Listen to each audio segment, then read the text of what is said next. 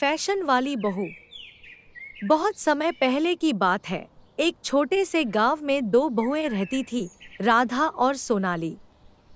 राधा एक साधारण और सादगी पसंद लड़की थी, जबकि सोनाली एक शहर से आई थी और उसे फैशन, ट्रेंड्स और स्टाइल का बहुत शौक था।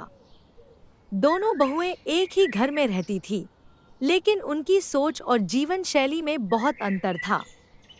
राधा हमेशा अपने ससुराल के लोगों का ध्यान रखने में व्यस्त रहती थी। घर का काम करना, परिवार की देखभाल करना और हर काम को समर्पण से करना, यही उसकी दिनचर्या थी। वह सादे कपड़े पहनती और घरेलू कामों में लगी रहती। वहीं दूसरी तरफ सोनाली हर समय फैशन के नए नए ट्रेंड्स का पालन करती थी।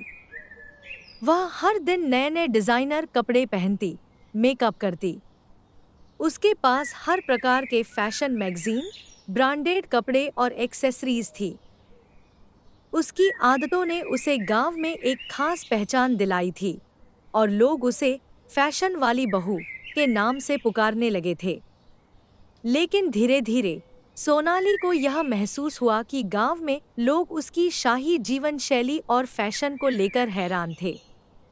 लोग उसे ताने मारते और कहते, ये तो सिर्फ फैशन के पीछे भागने वाली लड़की है। उसे घर का काम और पारिवारिक जिम्मेदारियां निभाने का कोई ख्याल नहीं है। इसके विपरीत राधा को सब सम्मान और प्यार करते थे, क्योंकि वह अपने कामों में बहुत परिश्रम करती थी और हर किसी के लिए हमेशा मददगार रहती थी। एक दिन सोनाली के मन में आया कि वह कुछ अलग करे। वह सोचने लगी कि फैशन और सुंदरता केवल बाहरी चीजें नहीं होती, बल्कि सच्चे सौंदर्य का मतलब परिवार की देखभाल और संस्कार भी होते हैं। इस सोच के साथ सोनाली ने राधा से कुछ टिप्स लेने का निर्णय लिया। राधा ने सोनाली को यह सिखाया कि कैसे घर के छोटे छोटे कामों को भी प्यार और निष्ठा से किया जा सकता है। उसने यह भी समझाया कि सादगी और शालीनता को अपनाकर जीवन को और भी सुंदर बनाया जा सकता है। सोनाली ने अपनी जिंदगी में धीरे धीरे बदलाव लाना शुरू किया।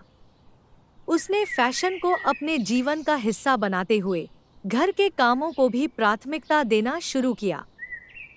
कुछ समय बाद सोनाली का दृष्टिकोण बदल गया और वह अपने फैशन के साथ साथ घर की जिम्मेदारियां भी बखूबी निभाने लगी। उसका यह नया रूप परिवार और समाज में बहुत सराहा गया और अब उसे फैशन वाली बहू के साथ साथ एक आदर्श बहू भी माना जाने लगा।